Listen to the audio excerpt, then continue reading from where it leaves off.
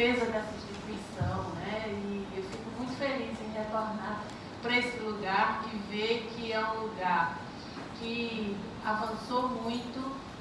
Encontrei a metade dos meus companheiros de luta, de formação, né, aqui, com os mesmos projetos, com os mesmos princípios e com a mesma luta, com a mesma garra. Então eu sou, assim, estou muito orgulhosa de voltar aqui e ver esse povo continuando na luta, enfincado com o pé no chão nessa luta, em busca dessa educação, essa formação de professores que a gente lutava desde aquele tempo que eu estava aqui, né? Então, com muita honra, que eu me sinto assim, muito feliz em estar aqui, abrindo, de certa maneira, esse evento que eu estava olhando na programação, aí aparece NEP, algumas siglas de umas coisas que eu participei lá no começo, né, que a gente projetava isso que acontecesse, quando eu vejo, foi consolidado, né? Então é uma honra imensa estar aqui com vocês. Vocês não sabem, não tem ideia da alegria que eu estou aqui hoje para conversar com vocês, para abraçar vocês, como eu cheguei cedo, tive a oportunidade de conversar com todo mundo e de conhecer os novos colegas que eu não tive acesso na época, né? A fala da Ilsa, no começo da manhã, ela diz assim que ela fala que a Unifesp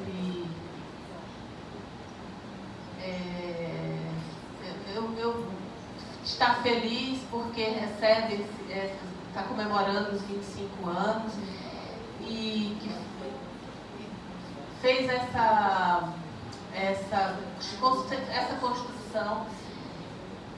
E na fala dela me veio de que, na verdade, eu pessoalmente me sinto assim, muito feliz e orgulhosa, grata, porque foi aqui que eu nasci formadora. Né? Eu nasci formadora.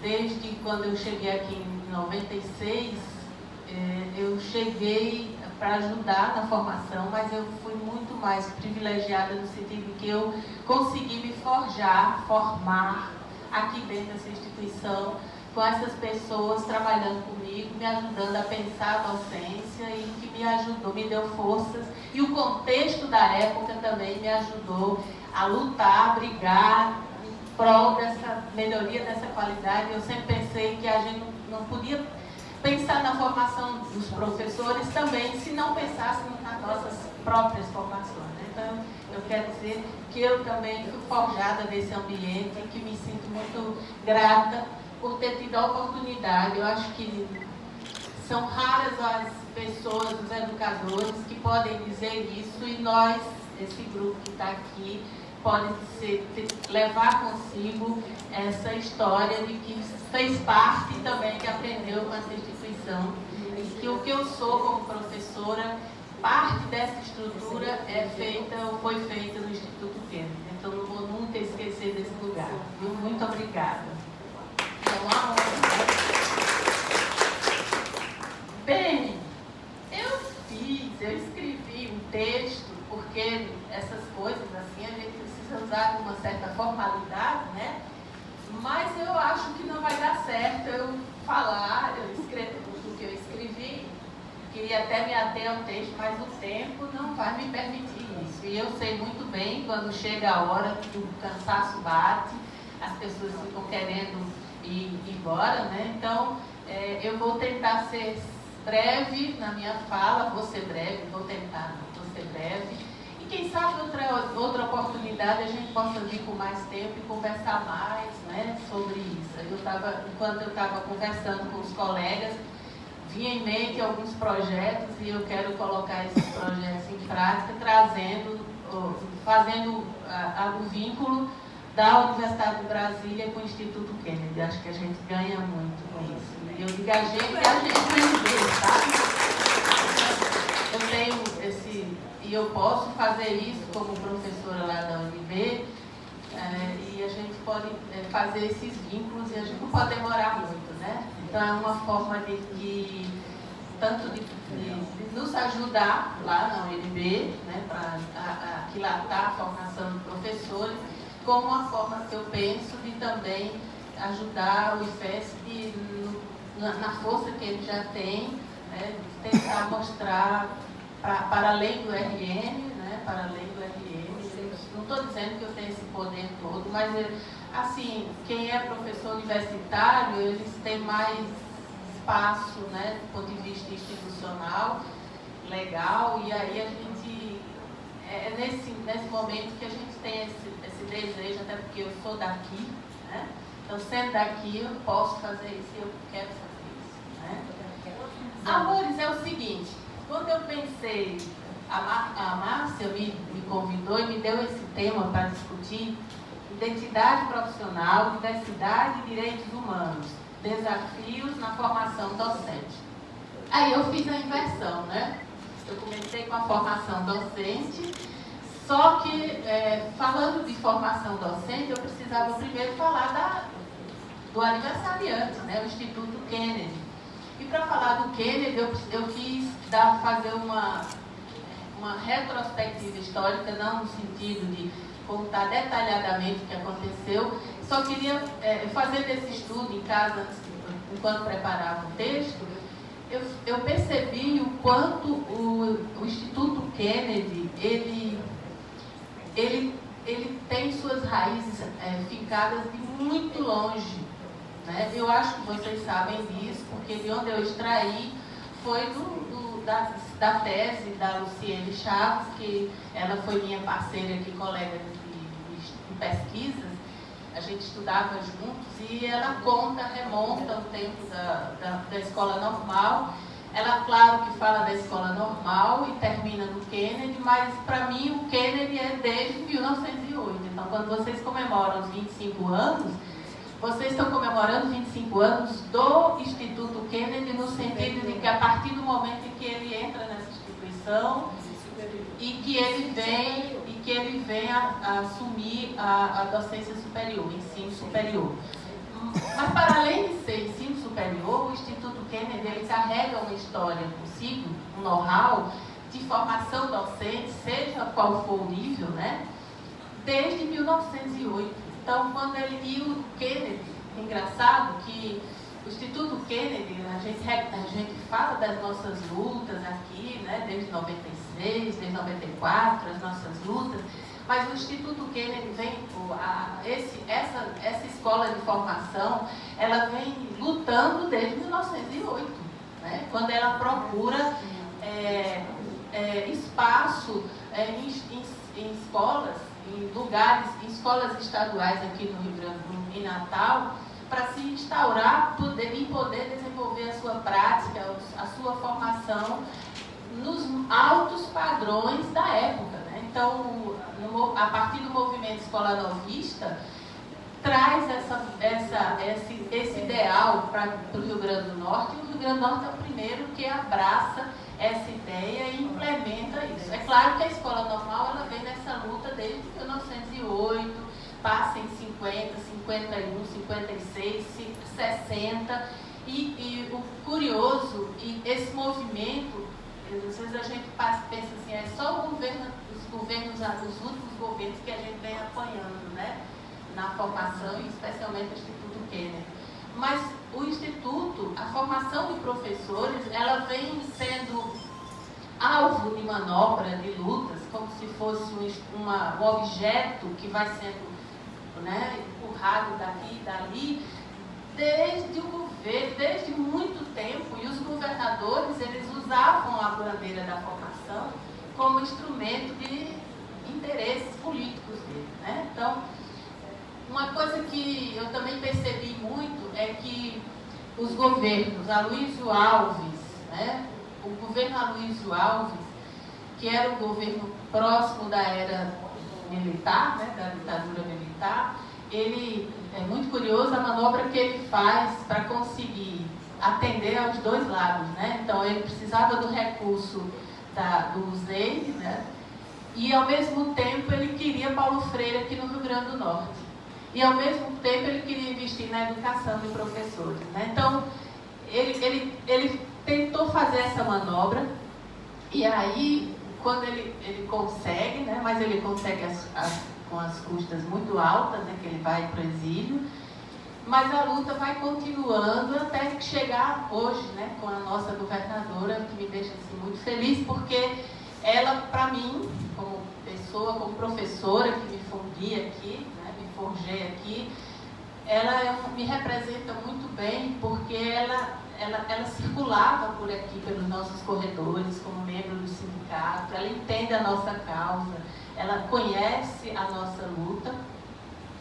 E aí eu tenho uma forte esperança de que com isso a gente consiga acertar mais, né? Quando eu digo a gente, no caso vocês, né? E eu me coloco junto.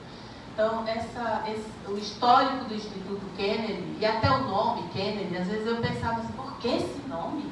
Instituto Kennedy, por que esse homem, esse americano, está dizendo, é uma marca do governo militar.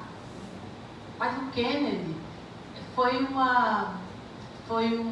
para nós, para mim, é uma marca histórica, né? Ele também foi consequência, né? Ele também sofreu as consequências das lutas sociais, e aí não renego, de certa maneira, esse nome. Eu acho que ele faz parte, embora que ele nem tenha conhecido, mas, de certa maneira, representa um pouco das lutas que a gente vem travando aqui. Outra coisa que eu queria colocar aqui em relação ao Instituto Kennedy é com relação a... Fica difícil a gente fazer uma síntese das coisas que a gente escreveu para falar, né? Eu fico mesmo constrangida em ter que abordar de uma forma meio superficial, mas o IFESP, ele vem fazendo suas marcas ao longo da história com a formação de professores, mas quando ele se torna instituição de ensino superior, para mim ele dá uma virada do ponto de vista da educação, que vai sintetizar toda a luta e todos os desejos que se tinha anteriormente. Por exemplo, desde Nízia Floresta, quando ela se posiciona politicamente no Rio Grande do Norte como uma marca feminina, né, de luta de classe, desde quando a Escola Nova veio pela via política, entra aqui no Rio Grande do Norte e traz a Chicuta Nolasco e outros intelectuais, são influências aqui no Rio Grande do Norte para a formação de professores. Esse chão ele vai sendo preparado para constituir o IFESP, né, a formação de professores em nível superior. E aí eu trouxe uma síntese do IFESP. Eu queria só fazer a leitura aqui para mais ser breve. Eu digo assim: o IFESP sempre esteve à frente do seu tempo e maior do que comporta, né? O IFESP ele é maior do que ele comporta. Sempre visou a formação docente polivalente, proporcionando embasamento teórico-metodológico, articulando teoria e prática numa perspectiva interdisciplinar, que nem na Universidade de Brasília eu vejo isso, tá? Com uma larga experiência, uma larga produção de pesquisa. Sua metodologia sempre considerou o saber da experiência e sua formação anterior. Então, o estudante, o professor que chega aqui no IFESP, a primeira coisa que se considera dele é a sua história, né? Os seus preconceitos, a sua história de vida para constituir-se aqui nessa formação. Também considerava o trabalho pessoal e autônomo, análise de situação em sala de aula, uma permanente discussão do cotidiano do professor para avaliar a sua prática. Eu estou sendo saudosista aqui, lembrando os velhos tempos, tá? Que eu sei que hoje não tem mais isso aqui, que eu acho que a gente podia pensar também numa possibilidade de rever uma formação aos moldes do que se tinha aqui nos anos 90, viu, Paulinho e demais colegas. O memorial se constituía uma ferramenta importante de formação, porque sintetizava a formação consolidada durante o curso. A mediação, outra prática formativa, se constituía de ação docente supervisionada, garantindo uma permanente discussão no e sobre o cotidiano do professor-aluno. A alternância, uma espécie de estágio dentro da ação docente supervisionada, ocorria quando o professor-aluno alternava a prática do colega enquanto este participava de seminários, que era outro componente, que aconteciam durante toda a semana em horário integral. Assim, o colega que estudava em um turno inverso substituía o colega que estava naquela semana de seminários. Nesse período, os professores orientadores aproveitavam para observar as aulas desses professores-alunos que estavam em alternância, substituindo o colega em sua sala-laboratório. Olha os conceitos: sala-laboratório. A formação complementar era um dispositivo que envolvia oficinas pedagógicas e iniciação à pesquisa. A formação polivalente era a composição das demais disciplinas referentes à filosofia, introdução à educação, psicologia, MTC, os ensinos dentre outras. Enfim, ao final de cada semestre, realizava-se um balanço, uma prática de avaliativa coletiva, e ali era possível se referir sobre toda a ação formativa desenvolvida, visando a melhoria da qualidade do ensino cotidiano escolar. Todos participavam, todos. Ao final da primeira década dos anos 2000, o IFESP redefine sua trajetória em formação e implementa outros cursos de graduação, como pedagogia e demais licenciaturas, bem como especializações na docência, né? Visando adaptar as novas demandas que as políticas públicas de educação vêm fomentando em relação à formação de professores e à qualidade da educação formal. Então, aí eu escrevi aqui, eu iria entrar na identidade do professor, não vou me ater porque não vai dar tempo, mas o que eu quero dizer para vocês é que a identidade docente, ela não é uma identidade que a formação possa constituir, que a formação possa delinear. A gente espera, a gente cria expectativas, mas a identidade, ela só se constitui na relação com os demais. Por isso que eu digo que eu me forjei aqui, minha identidade profissional foi forjada nesse ambiente, porque foi o primeiro lugar em que eu bebi da fonte da formação, né? Então, a formação a partir de Dubar, a partir de Bolívar, outros teóricos que estudam a identidade, eles vão nos mostrando, claro que eu estou me referindo aos da linha não essencialistas, né? Eles vão definindo que essa identidade ela vai se constituindo nessa relação com os outros. E ela é histórica, ela no sentido de cenário, a gente vai se constituindo nesse movimento de formação e de prática, né? Então, nesse sentido, eu trago a identidade da formação e os sujeitos que mergulham nesse ambiente, em especial o Instituto Kennedy, são sujeitos em que mergulham nesse lago, nessa água, eles se transformam em outros sujeitos até empoderados de uma prática, de um pensamento que leva em conta a realidade social em que a gente vive. Então, não são pessoas produzidas para reproduzir, mas são sujeitos que se profissionalizam e se fundem nesse ambiente que vai continuar a luta. Hoje eu estava dizendo para o Paulino que, como nós nos formamos, a nossa pós-graduação, mestrado, doutorado, nós construímos juntos, né? Nós formamos juntos. E aí todos nós tínhamos um foco. Eu sempre amei o Instituto Kennedy, mas o meu projeto de vida ia para além do Kennedy. Tanto é que eu saí daqui, né? E eu dizia muito para os meus colegas, vamos, lutem, a gente tem que continuar a luta, né, Dudu? A luta continua, vamos em frente, Neves, vamos, doutorado, e a gente continua, eu continuava insistindo.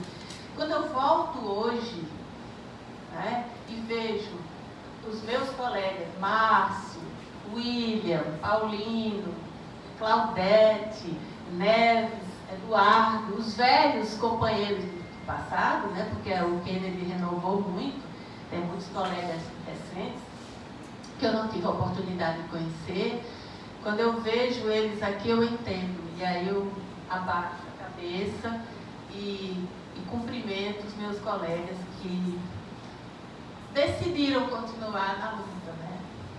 Eu fico muito emocionada.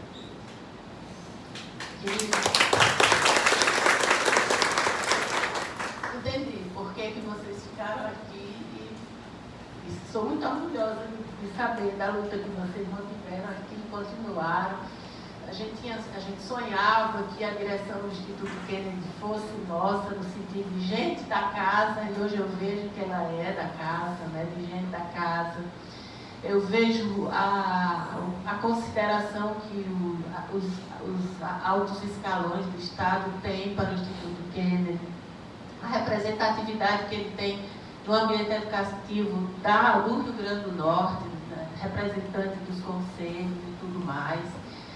E até brincava com o Neves, dizendo assim, parece que o IFESP, mesmo sendo menor do que a UERJ, ele tem mais representatividade no Estado, ele tem mais força no sentido de aparecer do que o da própria UERJ, né? A UERJ tem tanto poder, porque ela é uma instituição em nível superior, ela pode tudo, né? É universidade. E o IFESP não pode tudo, porque ele não é universidade. Por exemplo, se a gente quisesse fazer uma parceria de os colegas virem para bancas de mestrado e doutorado lá na UNB, não pode, porque eles têm que estar cadastrados em programas de pós-graduação. E vocês têm poder para isso, vocês têm capacidade para isso, vocês podem, mas institucionalmente ainda não podem, né? Então é preciso criar estratégias institucionais, nem que seja transformar o NEP em programa, porque aí a gente vai fazer, aí é que vocês vão fazer balbúrdia, né? A UNB é marcada pela instituição que faz balbúrdia. Eu disse lá que eu conheci uma instituição pequenininha que já fazia balbúrdia há muito tempo, e é o IFESP, né? Então é o meu orgulho.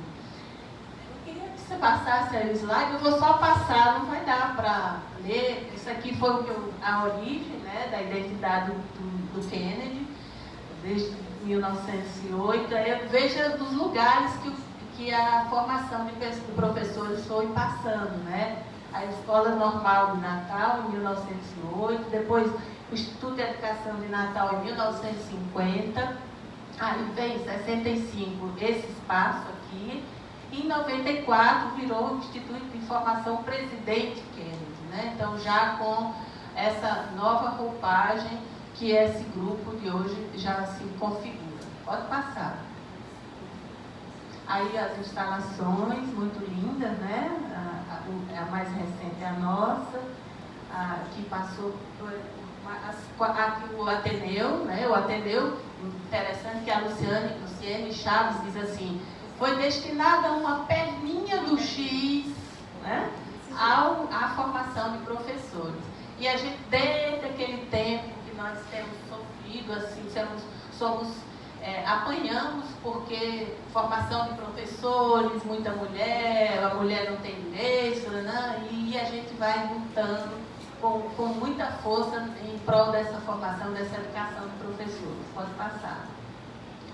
Aí eu quis mostrar aqui pelas leis orgânicas, né, em meados dos anos 20, do século XX, que foi organizando, e é por isso que as escolas normais, é muito interessante a organização das escolas normais no Rio Grande do Norte. Elas não eram escolas assim, comuns, o Estado resolveu criar uma escola normal e Currais-Novos. Não. A escola normal, principalmente aqui no Natal, ela se organizava de uma forma muito peculiar e assim, grandiosa, porque ela tinha o Instituto de Educação, ele compunha as 3 unidades. No Instituto de Educação você tinha o curso normal secundário, o curso de especialização de professores, habilitação de administradores escolares, mas também nesse lugar tinha o ginasial normal, a escola primária normal e o jardim de infância. Então, um pouco do que a gente encontra aqui no IFESP, né? Lá na Universidade de Brasília, na Faculdade de Educação, eu morro de dizer para eles, é claro que lá, se a gente tivesse uma escola modelo dentro da Faculdade de Educação, não ia dar conta da quantidade de alunos que a gente forma. Mas E para eles lá, a escola modelo para eles são as escolas da Secretaria de Educação, as escolas públicas, que faz sentido. Mas eu falo muito para eles do Instituto, da experiência do Instituto Kennedy, e digo a eles, olha, a gente precisava ter uma escola modelo aqui para usar no sentido de nos ajudar com a formação de professores. Aí vem a escola normal e o curso normal regional. Então veja que o curso normal regional, ele só tinha então a escola primária normal. Então quando a gente vai encontrar essas delinearizações na história da educação do Rio Grande do Norte sobre a escola normal, a gente vai vendo que tem os focos e os locos dessa formação. Determinadas instituições que compunham todo o formato, toda a formação, mas outras que eram instituições secundárias, que tinham apenas um ou outro, geralmente ficavam no interior do estado. Pode passar. A identidade docente, que eu não vou mais falar, porque não vai dar tempo, eu queria só mostrar isso aqui. A formação de professores, isso eu comecei a construir quando eu terminei o doutorado. Isso é resultado da minha tese de doutorado. Eu sempre entendi que a formação de professores, ela se configura dessa maneira. A formação inicial, ela está tracejada porque essa linha que circula os três blocos, ela é o próprio sujeito de formação. Então, por que está tracejada na formação inicial? Porque o sujeito que inicia, ele não tem uma clareza do que ele quer como professor. Quando tinha a escola normal, naquelas outras variações, o sujeito quase que nascia professor, porque desde a educação primária ele já tinha formação para professor, Mas aqui não, Então, na graduação, ele chega meio, quando a gente pergunta aos alunos de pedagogia lá, por que você resolveu escolher a pedagogia? Não queria pedagogia não, pedagogia era a segunda opção. Eu queria era direito, psicologia, mas aí não tive ponto para isso, então eu entrei em pedagogia. Aí o desdobramento. Mas agora eu não quero mais sair, porque eu amei pedagogia. Sabe essas coisas? Então, na formação, o sujeito não chega com clareza sobre o que ele quer ou sobre a identidade da docência, porque a única referência que ele tem é como aluno, Ele sabe o que é professor porque ele foi aluno ou é aluno. Então, nesse trâmite, nesse trânsito entre a formação inicial e a prática docente inicial, ele passa um pouco, ele passa por desequilíbrios, que eu chamo de fases de isolamento, fases de mediação, porque esse sujeito, quando chega na escola, que são também outros depoimentos que a gente tem dos alunos do mestrado, eles dizem assim, professora, quando eu terminei a minha graduação, vocês nos ensinaram muita coisa, quando eu cheguei na escola para aplicar, os colegas professores chegavam para mim e diziam assim, você vem de onde? Eu venho da UNB. Você é recém-chegado? Olha, esqueça aquilo que você aprendeu, a realidade é outra. Olha o que os colegas mais velhos dizem, Então, com isso, os colegas vão se desequilibrando. E sabe onde é que eles ficam? Se vocês forem observar, eles estão lá no recreio, no pátio com os alunos. Eles são muito mais recepcionados pelos alunos do que pelos próprios colegas professores. Que era para ser o contrário. Os mais velhos recepcionar os mais novos, ensinar as coisas, mostrar a prática, a realidade ali, sem desvalorizar a formação inicial dele. Então, com o tempo de tanto ele apanhar, aí chega a fase de mediação, ele aprende a lidar com o ambiente. Ou ele passa nessa fase e consegue superar essa fase, ou ele desiste. E aí, ou ele cai fora, ou ele fica ali naquele limbo, com aqueles professores que passam a vida reclamando, esperando a hora de se aposentar, Então, quando ele consegue transpor essa fase, aí é a hora dele pensar, eita, eu preciso continuar meus estudos, Começa a descobrir com os colegas, começa a perceber que precisa de uma formação maior, ele começa a se interessar pelo cotidiano da escola, da instituição, participar de núcleos, participar de comissões, ele começa a pensar no currículo do curso. Veja, né? Então, essa formação não é só uma formação que ele precisa ir para a instituição fazer o mestrado ou o doutorado, é uma formação de si próprio.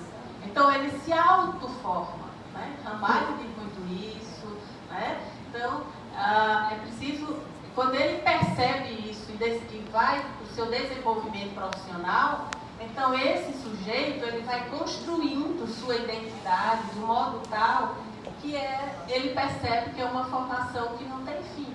E aí, quando chega a época de se aposentar, ele diz assim, eu estou com tempo, mas eu ainda quero fazer um pós-doutorado ali, eu ainda tenho um projeto para assumir tal coisa ali, eu ainda quero escrever um livro ali. Não é não? Então a formação, ela se define por esses âmbitos, sabe? E aí é quando chega a maturidade intelectual e profissional.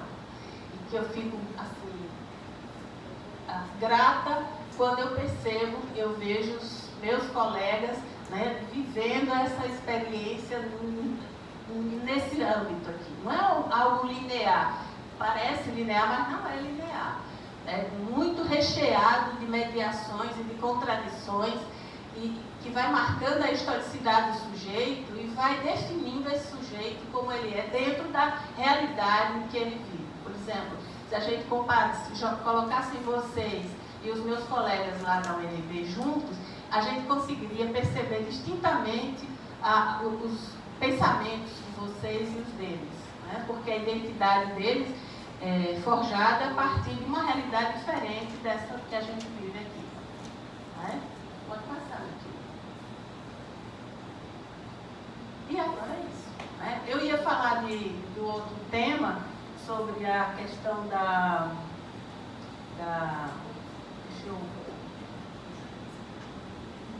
dos direitos humanos. Eu tentei fazer promover uma conversa sobre os direitos humanos, mas eu não sou especialista nos direitos humanos. Eu sou especialista nos direitos humanos para exercer, né? Os direitos humanos, exigir os direitos humanos.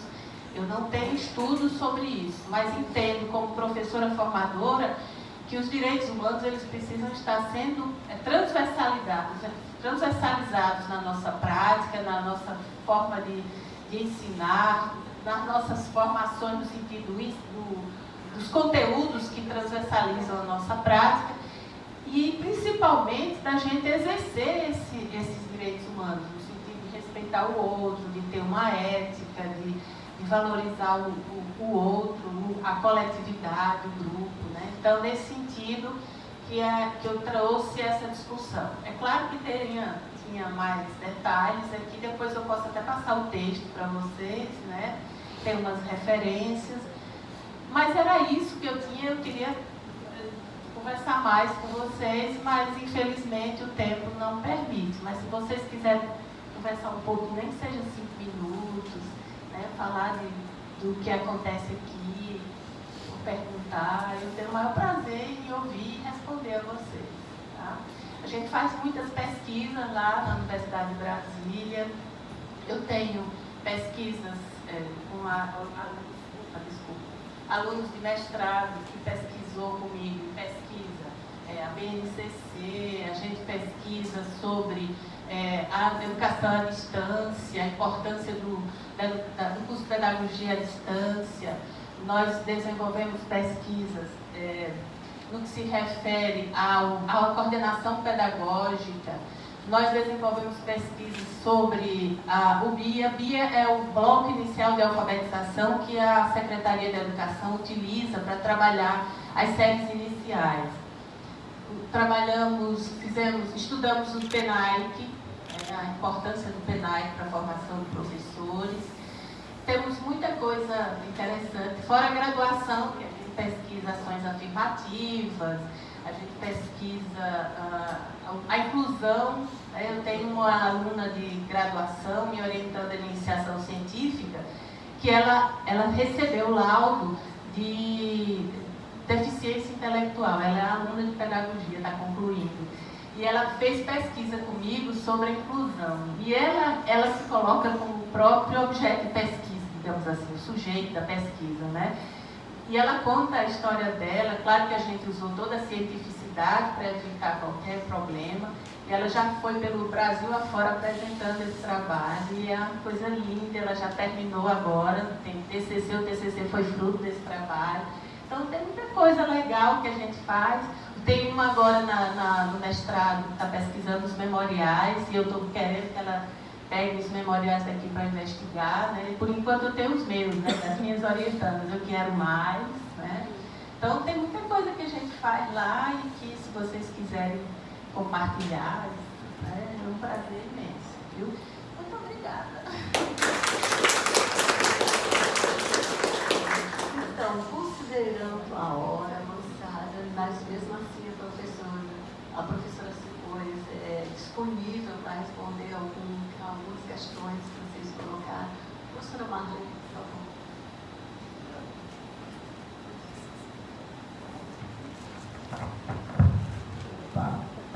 Boa tarde já, né? Professora Otília, tive a oportunidade de conhecer, não trabalhei com ela aqui no Kennedy, porque quando eu cheguei ela já tinha alçado o voo.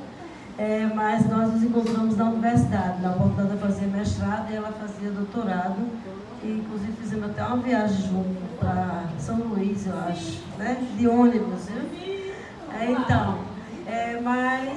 Na verdade não tenho uma pergunta a te fazer, mas eu estou fechando agora que eu estou fazendo doutorado, né? E defendo, se Deus quiser, em breve, em fevereiro. Minha pesquisa é sobre a revista Pedagógico, que foi a minha primeira pesquisa. A revista Pedagógico, uma produção da Associação de Professores do Rio Grande do Norte, na década, eu estou trabalhando 20 até 32, que é o ato do manifesto. E eu trato das ideias escalonovistas na revista Pedagógico, né? E nós descobrimos, mas que nós estamos apostando, e nós não encontramos ainda nenhum outro material, que na década de 20, a Associação de Professores, porque havia uma afinidade muito grande entre os diretores da PRN com os governantes, os políticos. Havia Márcia também pesquisou a revista Pedagógica, no doutorado dela, e temos muitas coisas que na revista, e ela ainda está inesgotável. Ela não foi ainda totalmente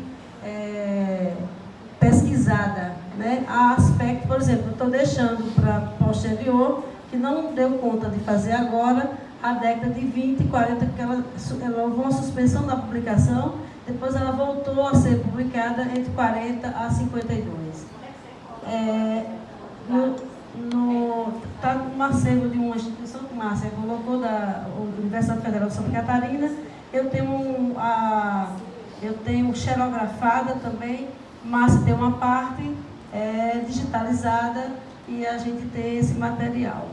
E essa pesquisa ela trata da escola nova na revista Pedagógico, e como os educadores do Rio Grande do Norte, já naquela oportunidade, se falava em projeto da escola nova, enquanto que no Brasil, só a partir de 32, quando saiu o manifesto. Então, há um caso inédito no Rio Grande do Norte de originalidade, né? E entre os educadores que a gente pode estar citando, José Augusto Bezerra de Medeiros, que é seu conterrâneo, acredito, Caicó, e Nestor da região Seridó, e Nestor dos Santos Limas, Adalto da Câmara, tantos outros professores. Dois deles circulavam em nível nacional, que era Nestor e José Augusto Bezerra de Medeiros, e o filósofo Câmara também, que ele circulava fora, e todos eles tratavam acerca da escola nova, e muito bem que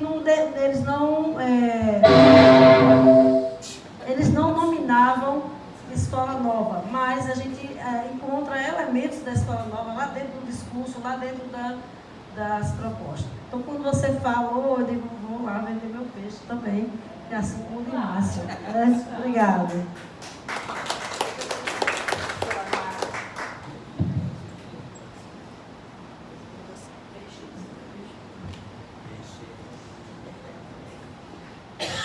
Antes de tudo, gostaria de agradecer. Com pouco tempo, né, que teve, a professora Otília fez essa brilhante apresentação e nos falou da história, um pouquinho da história, né, do Instituto, da formação do professor, formação docente, né, que os novos docentes não têm esse conhecimento, né, mas a gente vai construindo essa história, escrevendo essa história. Eu tive a satisfação de escrever uma tese há pouco tempo, em 2016 eu concluí o doutorado, e também trouxe um pouquinho, né, dessa história da Escola Normal de Natal e do Instituto Kennedy. Então, como a minha área é da educação matemática, do ensino da matemática, eu trouxe um pouco desse resgate do ensino da matemática na Escola Normal de Natal. E aí, eu também muito preocupada com a preservação do acervo documental dessa história da educação. O nosso grupo de pesquisa lá de São Paulo, que eu faço parte, o GEMAT, Grupo de Pesquisa em Educação Matemática, ele teve uma pesquisa em âmbito nacional em que esse grupo organizou um acervo documental e disponibilizou no repositório de fontes digitais da Universidade Federal de Santa Catarina. Então, todo o material pesquisado por mim está nesse repositório, inclusive as revistas pedagógicas que a professora Marlene se referiu aqui, né? Então, todas essas revistas que eu consegui digitalizar, pesquisando em diversos acervos aqui do estado do Rio Grande do Norte,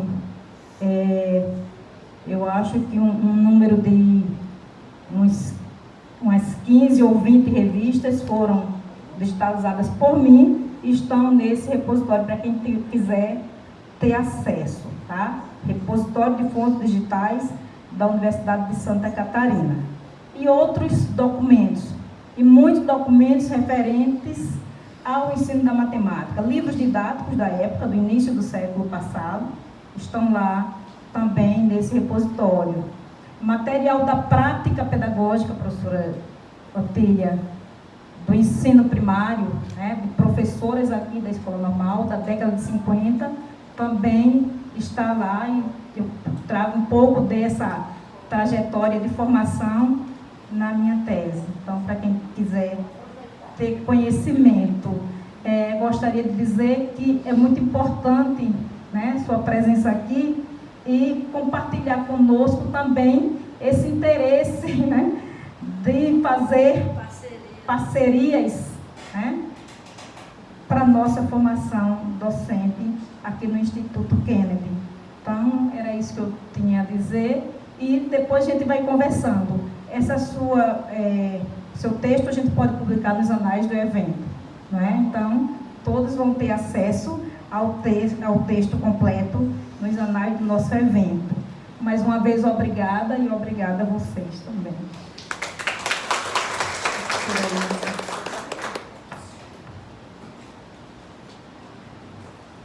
Bom dia de novo, né, a todos e a todas. Assim, rapidamente, porque a importância da escola normal, né, na formação docente, eu digo. Eu fiz o curso de magistério, né, e sou socióloga. Mas aí a gente vê, percebe, do ponto de vista da ação, da formação docente, a importância do curso de magistério, né? A antiga escola normal, porque a gente não se sente de forma alguma, enquanto socióloga, independente das bases teóricas de sustentação que a gente faz a opção, a gente não se sente perdida no mundo da formação docente, muito pelo contrário, né? E daí ressaltar, né, a importância da escola normal. Como você compreende isso também, assim?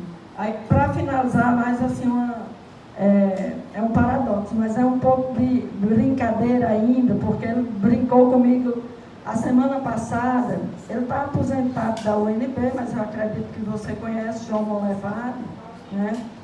Minha pesquisa de especialização, mestrado e tal, é na área do cangaço, né? E minha dissertação é Mulheres no Cangaço, Amantes e Guerreiras. João Monlevade apresentou o livro da minha dissertação, que virou tese. E aí, João, na semana passada, me surpreendia com uma conversa, ele dizia assim, eu falando do Centro de Documentação e Memória, ele dizendo, mas Ilza, por que não pesquisar sobre essa memória, considerando que as mulheres cangaceiras foram grandes educadoras, do ponto de vista da transgressão, de ocupar espaços, que elas saem desse espaço na década de 30, da casa, do lar, da cozinha, e elas vão para um mundo completamente público. E aí ele, né, fez, eu pensei que era uma brincadeira, e no dia seguinte ele me cutuca, vamos fazer isso. Eu quero sua tese agora de doutorado, que ele brinca assim comigo, tem uma certa autoridade, né, de fazer isso. Porque João é um grande intelectual da área da educação. E eu pensava que era uma brincadeira, ele não está considerando uma brincadeira. E aí, assim, como é que você acha que a gente pode pensar, porque é quase um paradoxo, né? Mas ele já começa a compreender isso e a me cutucar nesse aspecto. Eu me sinto intentada, porque é um desafio enorme, né? Mas me sinto intentada, porque eu gosto muito dos desafios. E eu acho que trabalhar com memória hoje, né, nesses tempos tão sombrios, onde de repente queima-se museus, queima-se o mundo da Amazônia no mundo, queima-se tantas coisas, né? Você ir buscar esse paradoxo das mulheres cangaceiras como educadoras também. Aí, assim, a gente na ciência fica, né, nós queremos buscar as pontes. Como é que você vê? Essencialmente é a questão da escola normal, do magistério na vida da gente.